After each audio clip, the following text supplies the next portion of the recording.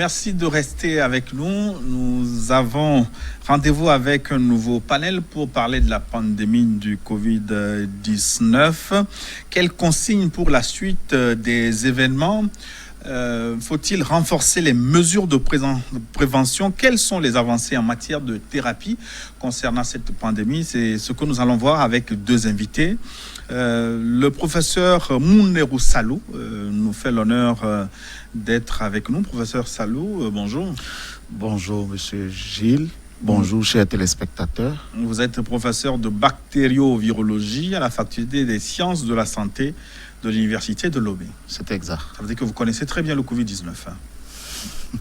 Avec vous, le professeur Yao Kassankoyon. Professeur, bonjour. Bonjour. Bonjour les téléspectateurs. Vous êtes professeur agrégé de santé publique, ancien enseignant-chercheur à la faculté des sciences de la santé de l'université de Lomé à la retraite, ancien fonctionnaire de l'Organisation mondiale de la santé à la retraite également, hein, malgré votre chevelure jeune. Je ne sais pas si jeune que ça. Alors, je voudrais commencer par le Togo, votre pays, qui a franchi la barre des 100 personnes infectées depuis une semaine, avec plusieurs cas enregistrés dans le nord du pays. Comment expliquez-vous cette montée brusque de la maladie, professeur Kassankoyon? Bon, merci beaucoup. Si vous vous rappelez, le Covid-19 est rentré au Togo par les voyageurs en provenance des pays que nous appelons fortement endémiques, c'est-à-dire atteints. Ces voyageurs étaient soit des Togolais, ou bien vivant à l'étranger qui venaient, ou bien qui sont partis à l'étranger qui sont revenus, soit des étrangers.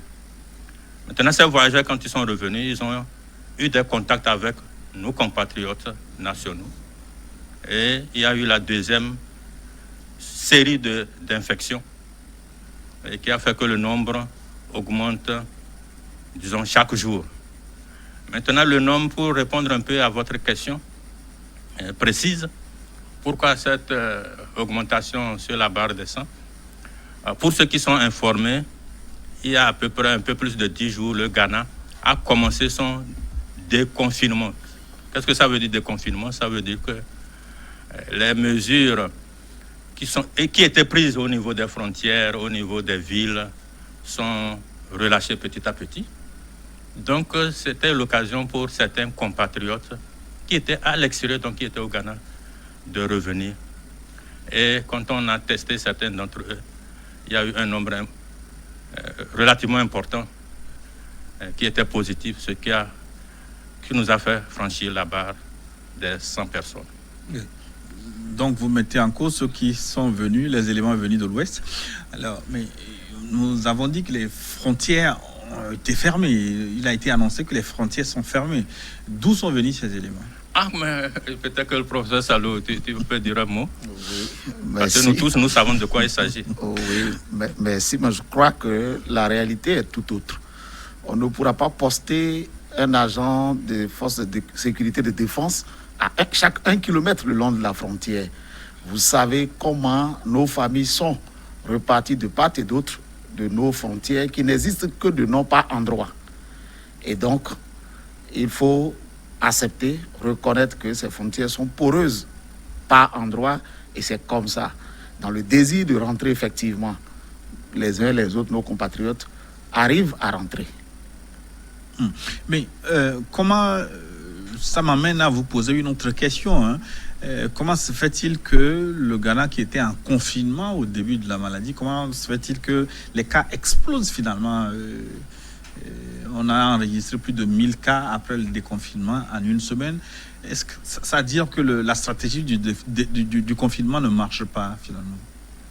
Bon, parfois quand on dit que les cas explosent, il faut être relatif. Si je n'ai aucun moyen de diagnostiquer les cas, et puis brusquement j'ai les moyens, d'un seul coup je vais diagnostiquer beaucoup de cas, tout à fait. Et on va dire que les cas explosent. Deuxièmement, si j'ai les moyens, et puis je ne les ai pas suffisamment étendus sur l'ensemble du territoire, et brusquement j'ai la possibilité de l'étendre sur l'ensemble du territoire, avec des formations, des équipements pour pouvoir faire le diagnostic et le dépistage, on va dire que les cas explosent. Bon, je ne suis pas au Ghana. Je sous-entends qu'il y a quelques jours, quelques semaines, ils ont eu les moyens de faire beaucoup plus de tests diagnostiques et de dépistage. Et c'est ça qui fait qu'ils trouvent un plus grand nombre de cas. Professeur Salou? Oui, je crois que nous sommes dans la même logique.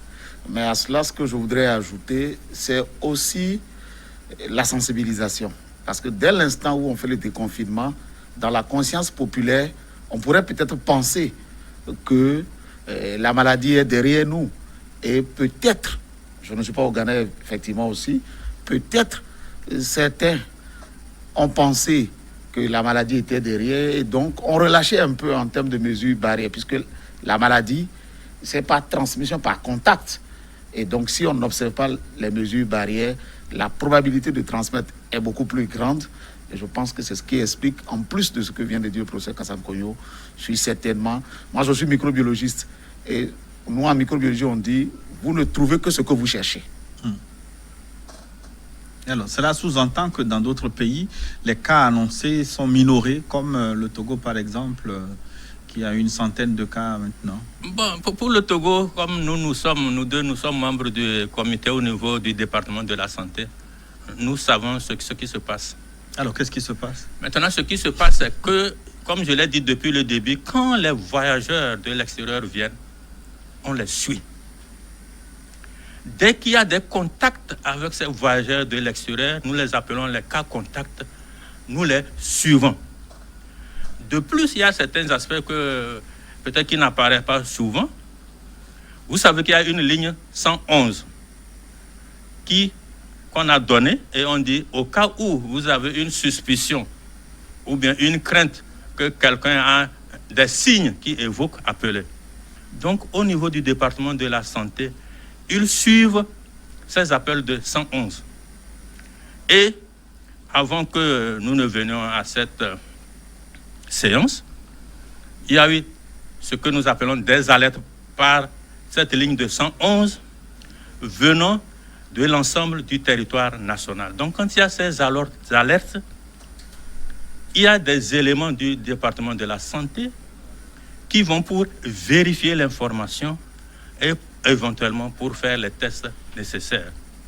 Donc, on peut, pour répondre à votre question maintenant, je ne peux pas dire que nous connaissons tous les cas, mais je sais qu'il y a un système, autant faire que ce peut, qui permet de détecter ceux qui sont susceptibles de faire la maladie.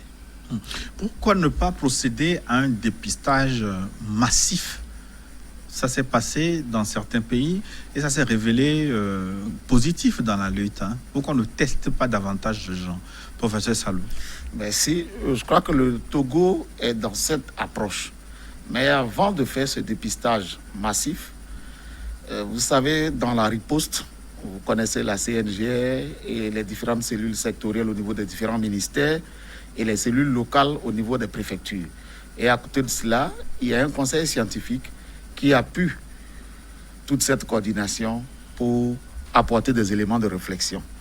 Ce que nous avons jugé dans le cadre du Togo, c'était déjà de faire une étude pilote pour voir dans les populations à risque quelles sont celles qui ont été les plus exposées à ce virus afin que ce dépistage-là soit mené de façon massive dans ces populations à risque dans un premier temps.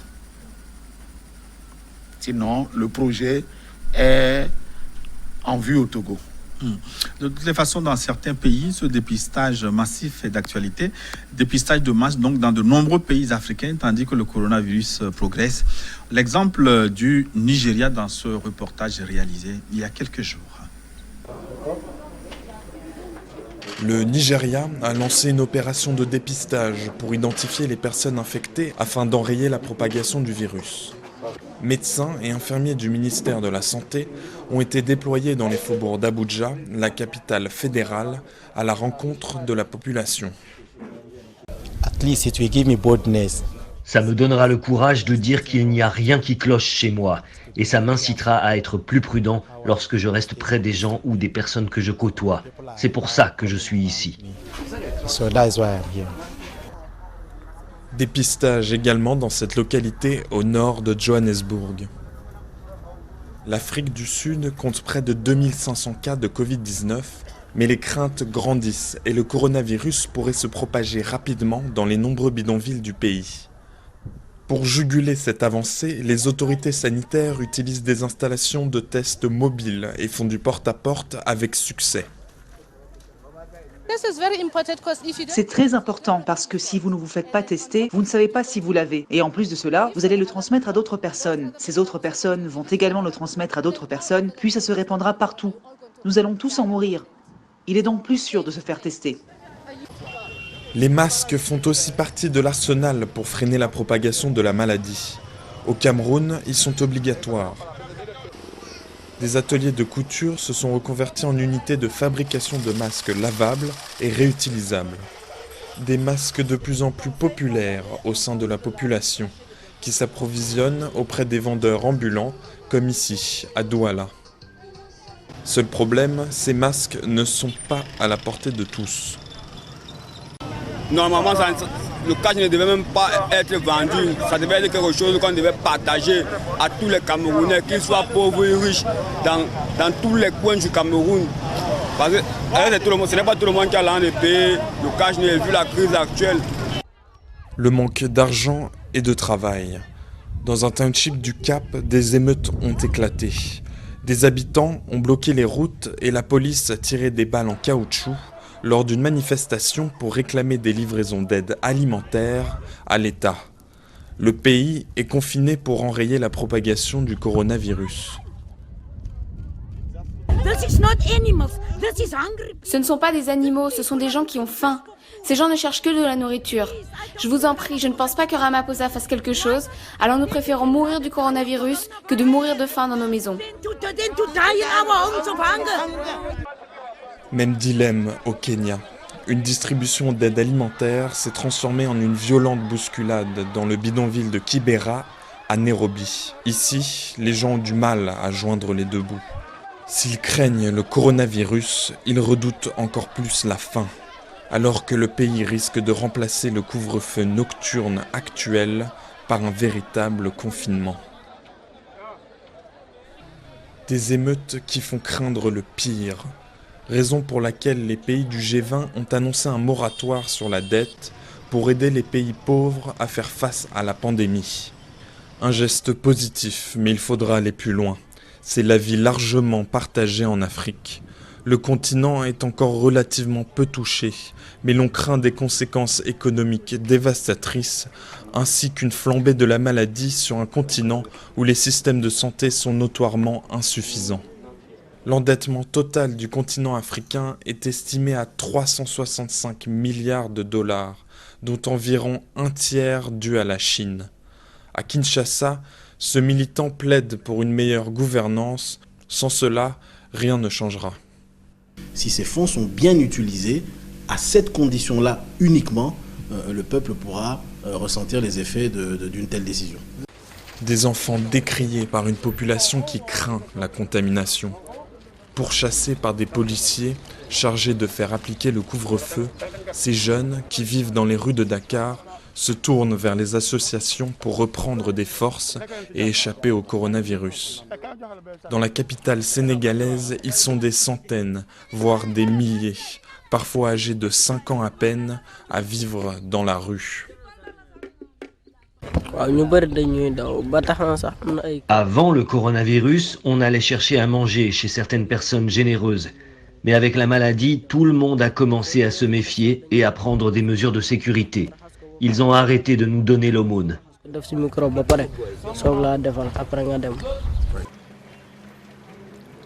Au Burundi, l'épidémie progresse, ce qui n'a pas empêché les fidèles chrétiens de célébrer Pâques. Les églises de la capitale étaient remplies. Il est plus fort et plus puissant, plus que le coronavirus.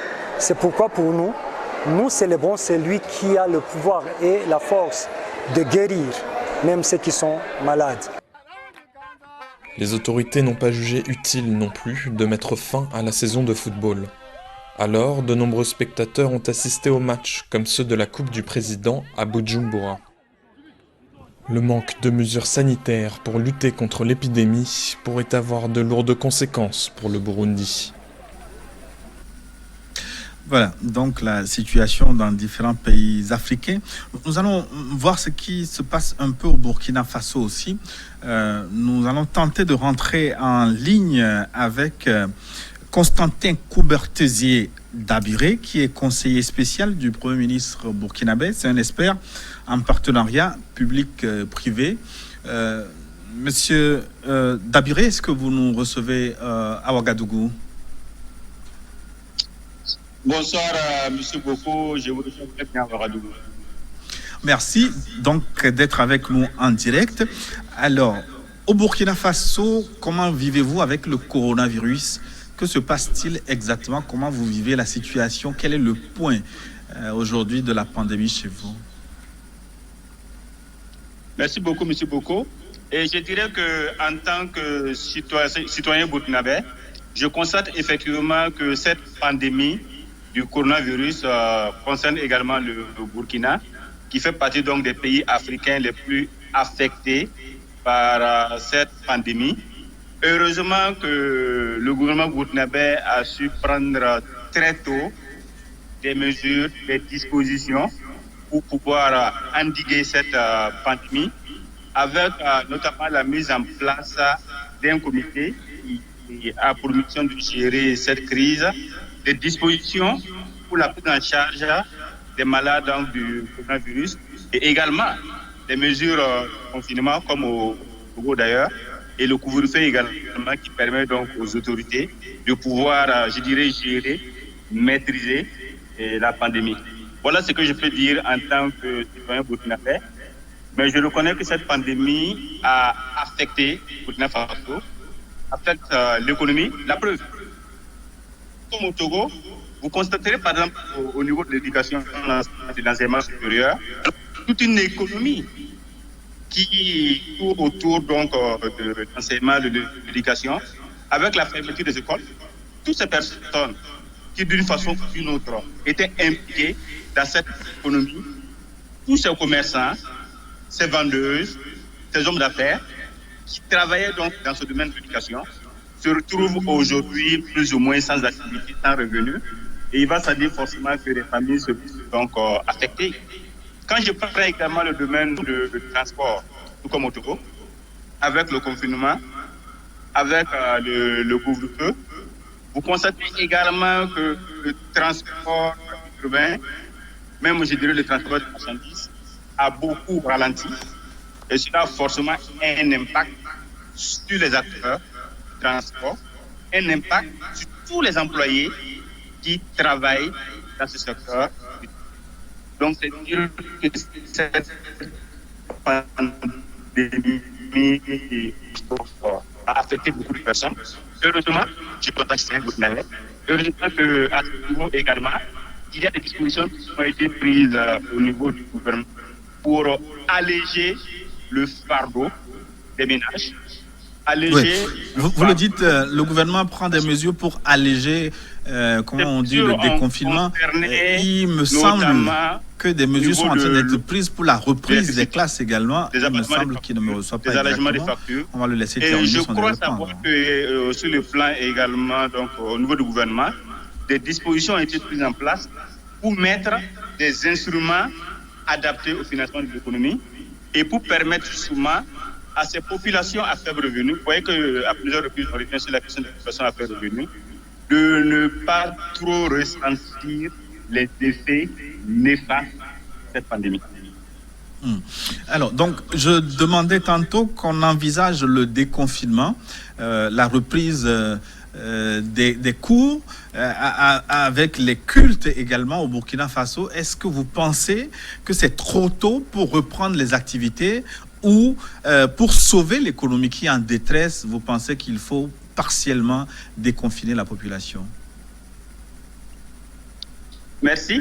Mais je pense que cette question de déconfinement se pose partout, tous les pays concernés, que ce soit en France, que ce soit aux États-Unis. D'ailleurs, aux États-Unis, vous voyez que le président américain est très pressé justement pour la reprise de l'activité économique, parce qu'il se rend compte que cette activité a un impact sur la vie des Américains et pourrait avoir également un impact sur les élections, bien sûr, aux États-Unis. Donc, au niveau du Burkina également, il est tout à fait normal qu'on reprenne quand même cette activité pour permettre à tous ces opérateurs économiques, à tous ces travailleurs qui sont dans les secteurs affectés par la pandémie, que ce soit l'éducation, que ce soit la santé, que ce soit les transports, à pouvoir reprendre de l'activité. Mais vous et moi, nous sommes des êtres humains, nous avons de la famille. Pour vivre, je dirais que quelque part, il faut bouger, il faut aller à l'école, il faut aller au bureau, il faut aller voir des parents par-ci, par-là. Alors qu'avec le confinement, on se trouve vraiment confiné à la maison. Donc, on a besoin également de sortir, de renouer le contact avec le monde extérieur, ne serait-ce que pour le moral, que pour le mental.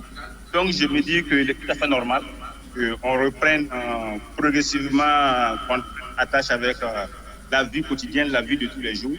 Et au Burkina, des dispositions sont prises. Et le ministre de l'Éducation nationale a fait des dispositions qui justement permettre aux élèves qui bientôt vont prendre le chemin de l'école de bénéficier d'un certain nombre, je dirais, de facilités, telles que un système pour pouvoir facilement se laver les mains, pour se protéger la bouche, le nez, et éviter de soit contracter le virus, soit de transmettre le virus à d'autres personnes. Et un peu partout, quand on regarde bien, les dispositions sont prises. Et d'ailleurs, il y a quelque chose qui est très bien apprécié au Burkina.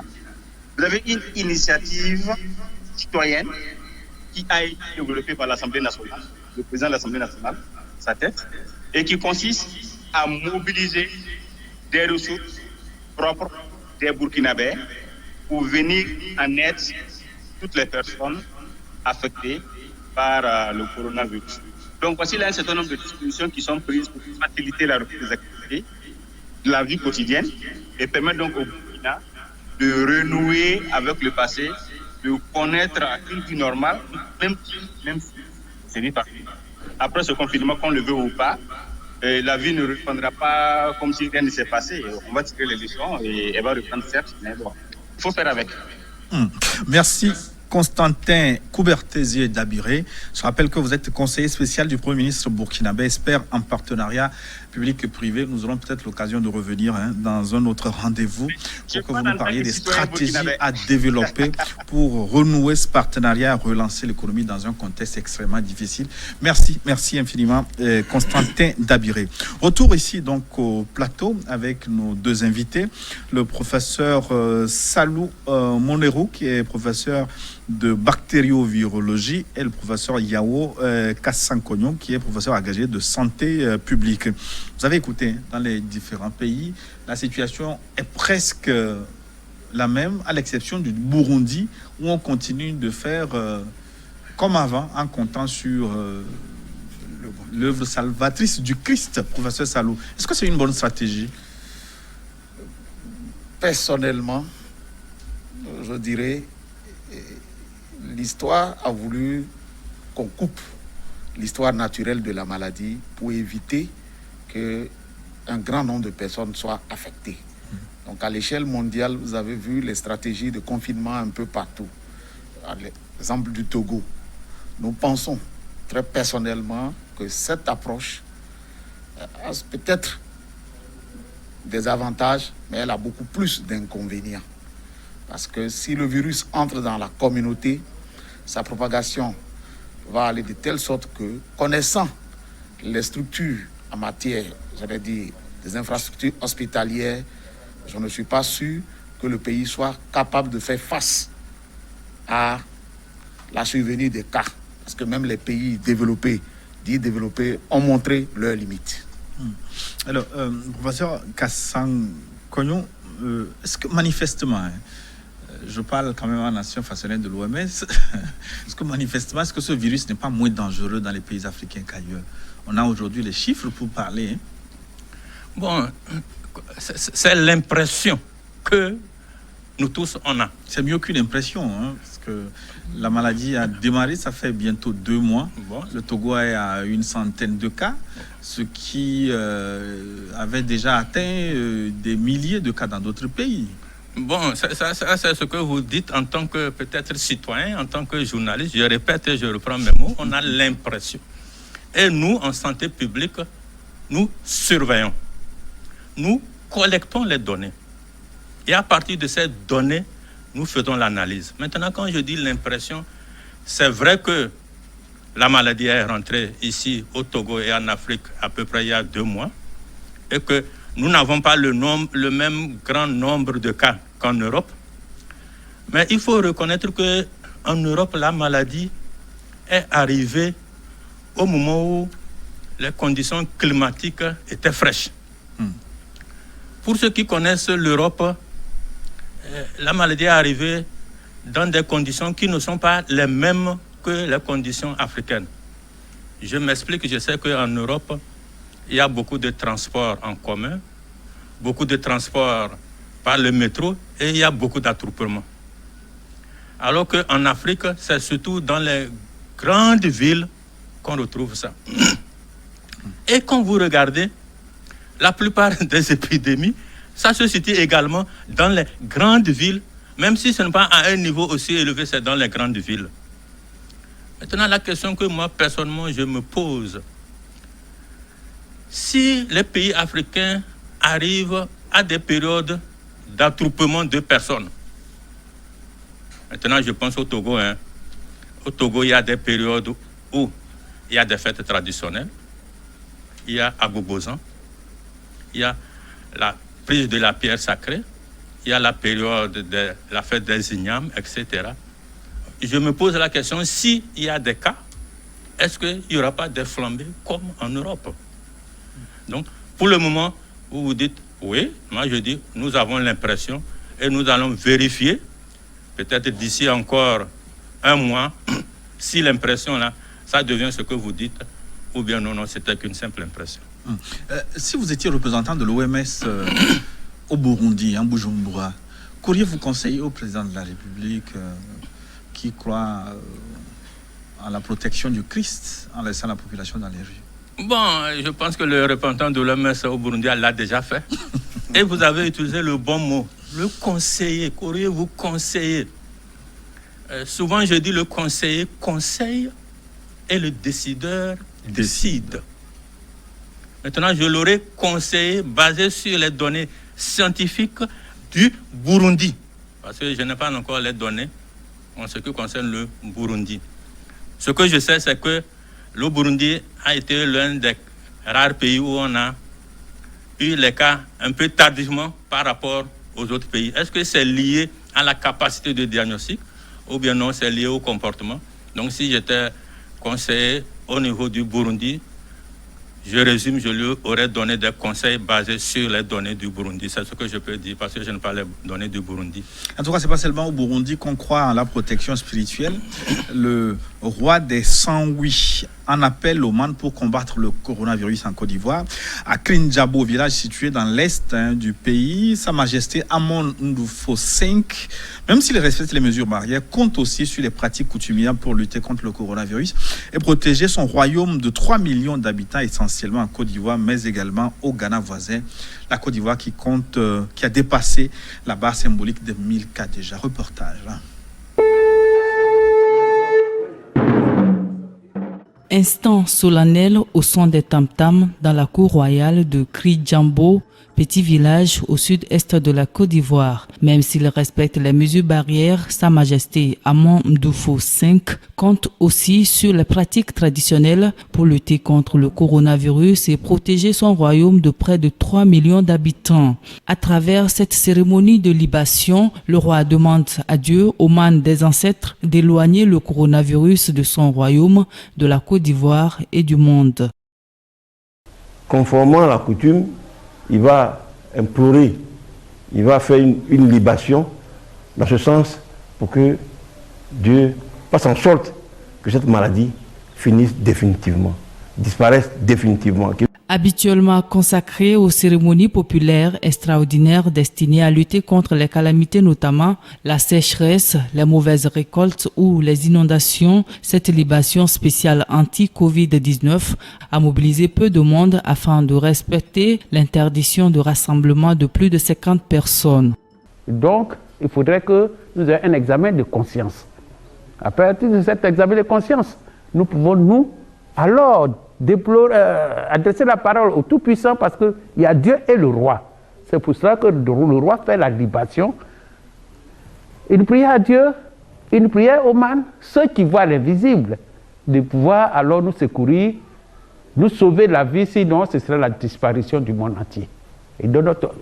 Depuis qu'il a touché la Côte d'Ivoire en début du mois de mars, le pays a dépassé la barre des 1000 cas de coronavirus avec 15 décès enregistrés ces dernières semaines.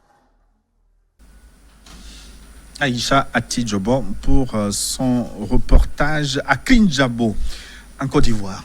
Alors, professeur Salou, à quel stade de l'évolution de la maladie sommes-nous aujourd'hui dans le monde, en Afrique, au Togo? Est-ce que c'est au début? Nous sommes au début. Est-ce qu'on peut parler de pic ou ça commence déjà par retomber? Parler du stade de la maladie dans le monde, il s'agit d'une pandémie et comme vous pouvez le constater, des pays ont été touchés plus tôt que d'autres. Alors, je ne parlerai que du cas du Togo qui nous concerne en ce moment. Selon les projections des experts en modélisation, pour l'instant, on ne peut pas se prononcer. On sait que l'épidémie a démarré au Togo. En ce qui concerne le pic ou la chute, pour l'instant, les données que nous avons sont insuffisantes pour prédire ce que l'épidémie va être chez nous. Donnons-nous encore peut-être 2 semaines, parce qu'au niveau de la cellule sectorielle du ministère de la Santé, une équipe y travaille et des experts hors du Togo sont en contact avec le pays. Comme je l'ai dit, c'est une modélisation. Et donc, pour l'instant, on se réserve encore 2-3 semaines pour se prononcer. Alors, professeur Kassakoyo, je souhaite que vous agrégiez vos données enregistrées au sein de la cellule du ministère de la Santé ici, avec les bruits de couloir de l'OMS. Alors, où en sommes-nous? À quel stade? Pour le Togo ou bien pour le monde? Pour le Togo, pour le monde, si vous avez des éléments. Non, pour le monde, vous êtes mieux, vous êtes journaliste, vous cherchez les informations au jour le jour. Pour le monde, on pourrait dire qu'on a dépassé le pire déjà, puisque la tendance est en régression dans beaucoup de pays, en France, en Italie, en Espagne. Bon, je rejoins ce que le professeur Salou vient de dire. Et vous êtes journaliste, vous savez qu'à la date d'aujourd'hui, avant que nous ne rentrions dans ce studio, le Togo était à 124 cas. Et parmi ces 124 cas, il y a 88 cas, quand j'ai analysé, qui proviennent de Lomé et de sa grande agglomération. En deuxième lieu, il y a 13 cas qui proviennent de la préfecture de Tchaoudjo. Et en troisième lieu, si je dois me limiter aux 3 premiers, il y a 11 cas qui viennent de la préfecture de Mo. Le fameux foyer de Djarpanga. Voilà. Donc, en particulier de la ville de Djarpanga. Donc, à partir de cette donnée, il faut qu'on collecte également des données dans la population. Et comme l'avait dit le professeur Salou il y a un peu plus de 30 minutes là, il faut des données sur les personnes à risque. Quelles sont les personnes à risque? C'est un peu nous qui sommes dans la santé, qui travaillons avec ceux qui sont positifs. C'est un peu ceux qui sont au niveau des points d'entrée, soit au niveau des aéroports, etc. Donc, certaines personnes qui sont très très mobiles, qui peuvent rencontrer beaucoup de personnes. Et ces données sont en train d'être collectées. Donc, c'est en fonction de ces données-là qu'on doit améliorer la projection et dire quelles peuvent être les tendances. Bon, maintenant, laissez les tendances. Quelles sont vos impressions? Moi, l'impression que j'ai quand je suis un citoyen togolais, ouais. Et je suis de santé publique également. C'est-à-dire que quand on dit santé publique, c'est la santé de l'ensemble de la population. On regarde un peu les données. Quand je regarde dans la ville de Lomé, quand je sors, j'essaie de voir, est-ce que je rencontre des personnes qui toussent? C'est un peu mon comportement. Sur 20 personnes que je rencontre là, j'essaie de voir combien toussent. Et deuxièmement, j'essaie de voir sur 20 ou 40 personnes que je rencontre, quelles sont les personnes qui portent des masques. J'essaie également de voir quand je passe dans la rue, est-ce qu'il y a un groupe de personnes, est-ce que ces personnes-là respectent la distanciation sociale de 1 mètre à peu près. C'est respecté autour de ce plateau. Ici, c'est respecté. Même si je n'ai pas de masque pour les besoins de mon service. Je sais que c'est respecté parce qu'entre vous et moi, ça fait à peu près 2 mètres et entre vous et le professeur Salou, ça fait à peu près 2 mètres. Bon, ici, c'est respecté. Maintenant, quand je passe dans la rue, j'essaie de voir. Et compte tenu de mes fonctions, de ma profession, j'essaie de donner des conseils aux gens. Quand j'ai les données, je sais que comme on a les données, c'est 124 actuellement, ça veut dire que la maladie n'est pas complètement... C'est-à-dire qu'il n'y a pas un assez grand nombre. Mais si par hasard il y avait un assez grand nombre, il risque d'avoir des explosions si les conditions s'y prêtent. Oui, 124 cas confirmés, dont une 50aine de cas actifs, ça veut dire qu'il y a beaucoup de guéris quand même. Oui, il y a beaucoup de cas guéris. Donc, mon impression, globalement, soyons prudents. En tant que citoyen, en tant que Togolais, peut-être que pas, je ne veux pas, on n'est pas à la fin de l'émission, mais il faut vraiment respecter les mesures nécessaires. C'est ce que je peux dire. Oui, prudent, ça veut dire qu'on a déjà franchi le pire ou des situations difficiles attendent encore votre pays devant, professeur Salou. Très honnêtement, je pourrais dire que c'est maintenant que les choses commencent. Quand on regarde certains clusters comme Djarpanga ou dans Tone, où on a à Saint-Cassé, et comme l'a dit le professeur Kassankoyo, c'est maintenant que nous devons redoubler de vigilance. C'est maintenant que nous devons mettre en pratique davantage les mesures édictées. Parce que au départ, on était dans une transmission, si vous voulez, un peu importée, de voyageurs qui rentrent, et après, on a des cas pour lesquels, dans des zones bien circonscrites, où certainement c'est des transmissions locales, et si rien n'est fait, on peut avoir une explosion. Et ça sera plus grave. Et comment prenez-vous en charge les nouveaux cas dépistés à Djarpanga à l'intérieur du pays? Le modèle qui est appliqué est, j'allais dire, une réplique de ce qui est fait à Lomé. À Djarpanga, pour parler de cette localité, les malades dépistés, pas malades, c'est-à-dire les individus dépistés positifs, parce qu'il y en a qui sont asymptomatiques, tous ceux qui ont été dépistés ont été donc pris en charge dans une auberge de la localité pour les isoler déjà de la population. Et les contacts de ces personnes aussi sont suivis. La localité a été rapidement circonscrite, un peu comme ce qui a eu lieu dans Tchaoudjor, lorsqu'il y a eu une dizaine de cas à Kouvon. Et parmi les personnes, comment on dit, détectées positives, est-ce que certains ont déjà fait la maladie à Djarpanga? Je parle du foyer de Djarpanga. C'est des individus, pour la plupart, asymptomatiques, ou alors avec des signes mineurs, mais il ne nous a pas été rapporté des cas qui peut-être présentaient même des facteurs de risque. Alors, professeur Kassankoyo, pourquoi tant de cas asymptomatiques, surtout dans les pays africains? Je recevais certains médecins sur ce plateau la semaine dernière. À l'analyse des chiffres, c'est près de 2 tiers qui sont asymptomatiques. Bon, quand on dit...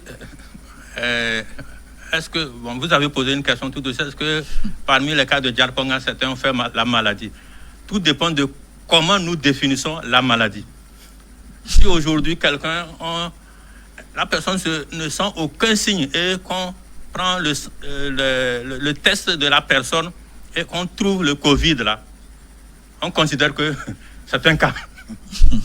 Qu'il y ait de la fièvre, que la personne soit fatiguée ou non, c'est un cas. Maintenant, parce qu'on ne sait jamais à quel moment la personne va commencer par aller vers la forme grave. Donc, c'est ça. Est-ce qu'il n'y a pas de signes avant-coureurs, avant le stade grave dont vous parlez? Bon, les données dont on dispose actuellement disent que ça peut venir brusquement, comme ça peut venir lentement, petit à. Vous avez déjà constaté un cas comme ça au Togo où subitement, de la forme asymptomatique, vous avez un cas grave qui nécessite l'intervention des respirateurs que vous avez maintenant, professeur Salo? Cette question, vous allez dire, est beaucoup plus adaptée pour nos collègues qui font de la spécialiste de la prise en charge, qui certainement, sur la centaine de cas qu'on a peut-être eu un cas asymptomatique à Idaoba et pour lesquels ils ont eu besoin de ramener ce cas au CHLM commune pour améliorer la prise en charge parce que les choses ont subitement changé. Oui. Vous parliez de la circonscription du foyer de Djarpanga. Est-ce que c'est maîtrisé aujourd'hui? Parce que nous avons des informations aussi qui font croire que certains essaient de se soustraire de la quarantaine mise en place à cause des rumeurs, à cause de certaines informations malveillantes. Est-ce que la situation est sous contrôle, professeur Kassankognon? Bon, je n'ai pas tous les éléments pour dire que c'est sous contrôle ou bien ce n'est pas sous contrôle, mais les informations que nous avons au sein du comité, au sein du ministère du département de la santé, c'est que le gouvernement a pris vraiment les dispositions pour envoyer une équipe assez rapidement. J'ai dit parfois que la chance du Togo, c'est que nous sommes sur une distance entre Lomé et Saint-Cassé d'environ 700 km.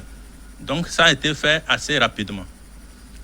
Maintenant, quand les gens sont arrivés sur place, ils se sont rendus compte qu'il y a certaines personnes qui veulent se soustraire. Mais quand on prend le département de la santé que je connais le mieux, peut-être que d'autres départements comme la sécurité, l'administration territoriale ont aussi des systèmes. Le département de la santé, on a ce que nous appelons des agents de santé communautaire. Donc, ces agents de santé communautaire sont dans la communauté. Donc,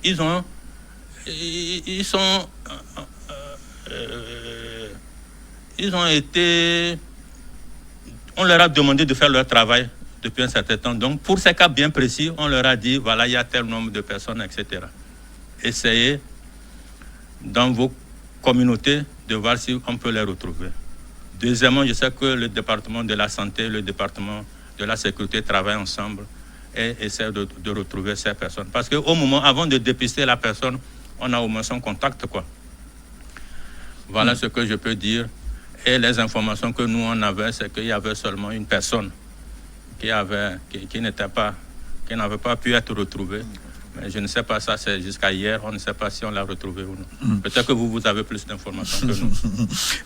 Je rappelle aux téléspectateurs qu'ils vont participer à cette émission tout à l'heure en nous posant leurs questions en direct sur nos réseaux sociaux, Facebook, Twitter et surtout WhatsApp. Les numéros vous seront affichés. Vous pourrez poser les questions à nos deux spécialistes sur le plateau, le professeur Mounero Salou et Yao Kassankognon. Nous parlions de Djarpanga, cela m'amène à demander des nouvelles du cas de Tchaoudjo. Il y avait un foyer également là-bas. Est-ce qu'il s'est éteint, le foyer de Tchaoudjo? Oui, Dieu merci, le foyer de Tchaoudjo, après les cas dépistés, l'ensemble de la population de Kouvon, de cette localité, a subi les tests, par 2 fois d'ailleurs, et aucun d'entre eux s'est révélé positif. Ce qui a conduit les autorités à, les déconfiner. Parce que à ce jour, cette localité est dans la même situation que Lomé, où il faut observer les mesures barrières et les agents de santé communautaire, les agents de santé. Dès qu'il y a une suspicion, il faut procéder comme le ministère de la Santé l'a prescrit. Si ce foyer a pu être éteint, le principal enseignement qu'on peut tirer, c'est que ce virus n'est pas aussi dangereux que ça. Avec un peu de travail, un peu de sérieux, on peut avoir raison du coronavirus, professeur Kassankognon. Bon, quand on dit... Bon, le virus n'est pas aussi dangereux que ça, comparativement peut-être à d'autres maladies ou bien à d'autres virus. Et je pense que c'est votre repère. Exact. Maintenant... ce que vous venez de dire, je suis convaincu également que si on prend les mesures nécessaires, franchement, on peut stopper. Mais quand je regarde dans la rue, comme je l'ai dit, beaucoup de personnes n'appliquent pas les mesures nécessaires. Et c'est ça qui nous inquiète. Et c'est ça qui inquiète probablement le plus haut niveau. Est-ce qu'il ne vous revient pas de faire accepter ces mesures? Bon, vous êtes journaliste, vous pouvez nous dire ce qu'il faut faire. Parce que... Et puis nous, on va analyser. Si je pouvais vous dire ce qu'il faut faire, j'aurais pris votre place là, au ministère. Hein? Non, bon, parce que si je reprends, ce qu'il faut faire, on connaît les mesures barrières. Il y a des émissions qui passent dans les différents médias, à la télévision, à la radio, pour dire à la population, voilà ce qu'il faut faire. Moi, personnellement, je suis convaincu que si la population appliquait ces mesures pendant 14 jours, 20 jours, on allait stopper. Je suis presque convaincu. Donc c'est avec la discipline qu'on peut vaincre facilement cette pandémie, ce coronavirus. Voilà. Merci. Nous allons marquer une pause pour une nouvelle édition du journal. À la reprise, nous allons voir s'il y a eu des avancées significatives en matière de thérapie et s'il est nécessaire de renforcer les mesures de prudence et surtout les consignes pour la suite des événements. Et vous aurez la possibilité aussi de participer à cette émission en direct en nous posant des questions sur nos réseaux sociaux. À tout de suite pour la suite.